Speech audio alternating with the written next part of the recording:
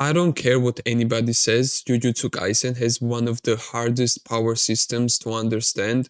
I have watched it like 5 years ago and still don't really understand the whole curse techniques and physical energy stuff. So, today I'm gonna try to explain it to you guys. I did some research about it, so let's begin. Oh, by the way, if I make a mistake or say something incorrectly, just let me know in the comments down below. Gege Akutami, the creator of Jujutsu Kaisen, clearly takes a lot of inspiration from real science, especially physics and math. Many of the top characters' abilities are more than just flashy powers, they are based on actual physical principles. That's what makes the Jujutsu Kaisen power system so interesting. It's grounded in logic even when the rules are supernatural. Here's a deep dive into how cursed energy works, how it connects with science, and my theory about Sukuna's true curse technique. So, what is cursed energy? At its core, cursed energy is a negative type of physical energy that comes from human emotions like fear, anger, guilt, grief, envy. These are powerful feelings, and in the world of Jujutsu Kaisen, they generate cursed energy. This energy is everywhere, leaking out from people who go through extreme emotional states. In chapter 200, Kenjaku speaks about using Gojo as an energy source to power an entire country. Cursed spirits form when cursed energy pools in one place, usually where there is trauma, death, or emotional residue. Abandoned schools, hospitals, and accident sites are hotspots for cursed spirits because they are soaked in negative emotion. Interestingly, everyone has cursed energy to some degree, but most people can't control it. They just leak it. Jujutsu sorcerers are people who can manipulate and shape cursed energy for combat or utility purposes. One of the more confusing parts of the Jujutsu Kaisen system is the reverse curse technique. How does it work? It's like using two negatives to create a positive. Since cursed energy is negative, combining two streams of it results in a positive effect. This positive cursed energy can heal injuries, fix broken body parts, and even restore internal organs. It's incredibly rare because it takes complete control and understanding of cursed energy. Only a few characters like Gojo, Yuta, and Sukuna are shown using it regularly. Even most special grade sorcerers can't pull this off. Here's where things get fun. Gege Akutami adds a layer of scientific theory to the abilities in Jujutsu Kaisen, and it shows especially with special grade sorcerers. Einstein's equation E equals mc squared tells us that mass and energy are interchangeable. That's how nuclear power works. Tiny amounts of matter get converted into huge bursts of energy. In Jujutsu Kaisen, this idea applies to cursed energy.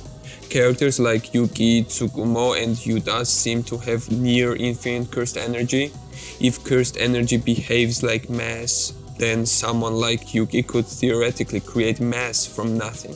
Okay, let's break down the abilities of some key characters and how they align with real-world science. Yuta's technique lets him copy others' curse techniques, and the reason he can do this is because Rika grants him limitless cursed energy. Since curse techniques require large amounts of energy to activate and maintain, Yuta can essentially afford to use any technique he wants. Kashima's curse technique manipulates electric charge. He builds up static charge on his enemies, and because opposite charges attract, his attacks are almost impossible to dodge. The more charge builds up, the harder his hits land. It's a perfect use of real electromagnetism in a fictional fight system. Geto doesn't have a scientific element per se, but his ability to store and use cursed spirits is still an energy-based technique. Each curse he controls is a bundle of cursed energy. The fact that he can only use them once suggests that releasing them consumes the entire energy source. He's basically a walking storage battery for spirits. Genjaku's technique mimics gravitational fields. Think about how gravity works. The more mass an object has, the more it warps space and pulls things towards it. Kenjaku uses cursed energy to simulate that. His technique seems to generate a gravitational pull similar to how planets orbit a star. The center of that force, the epicenter, acts like a singularity where normal physics breaks down. Gojo is the best example of Jujutsu Kaisen's connection to science. His powers mirror advanced concepts like relativity, particle physics, and black hole mechanics. These give him real-time information on everything around him: mass, velocity, cursed energy levels. It's like having quantum sensors for eyes. Gojo slows down everything that approaches him by creating an infinite gap between himself and the object. It's the same visual effect you get when something approaches a black hole. It looks like it slows and never reaches the surface. What I was doing manually is automatic now. I was able to sort the objects into danger levels by the amount of cursed energy, but now I can also sort them by mass, speed, and shape. I'd like it if I could also pick up on poisonous things, but that's still too hard. With this, I will be able to leave the infinite technique basically always active with minimal resources. I'm simultaneously running a self-recovery reverse jujutsu technique. This way, my brain will always stay fresh. Let's talk about the blue. It's called attraction. Creates a vacuum by pulling matter together to a single point like gravitational collapse. Red, repulsion. Violently repels objects from a certain point, opposite of blue. Purple, annihilation. Combines blue and red. The resulting clash mimics matter-antimatter annihilation, erasing anything it touches. Now, here's where things get next level. Sukuna often speaks of perfect cursed energy or true jujutsu. These terms hint that he doesn't just use energy, he manipulates concepts.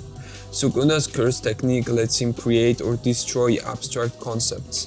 That's why cleave and dismantle work no matter how strong the opponent is. They destroy the idea of durability or cohesion. When Sukuna copied Jogo's flames, he didn't just replicate the energy, he recreated the concept of fire. His power goes beyond physics. He is essentially a god-level being who can edit the rules of reality. I think this would explain why he can recreate techniques perfectly after seeing them once. He can be fully killed in a normal sense. He exists more like a force of nature than a human being. But Magi and Oji are outliers in the system. They were born with heavenly restrictions, which means their cursed energy was suppressed in exchange for insane physical power. Oji was so stealthy that he could bypass every jujutsu detection system. Magi had leftover cursed energy that held her back until her transformation post-Shibuya, which let her reach her full Oji level strength. After this, I'm gonna make a video about Oji because he's something else. Ironically, having no cursed energy made them more powerful in some ways. Jujutsu Kaisen isn't just another battle anime, it's a smart layered series that ties emotional themes to real science. Cursed energy isn't just magic, it's a science-based system that explores emotions, physics, and the balance between power and control. By connecting real-world ideas like Einstein's theory of relativity, electromagnetism, and even conceptual logic, Jujutsu Kaisen builds a powerful system that's complex, dangerous, and fascinating. And with Sukuna's abilities hinting at the manipulation of concepts, it's clear we have only scratched the surface of what's possible in this universe. That was all, I think. I hope you guys liked this video because it took me a lot of time to research this, so please leave a like and subscribe. See you guys.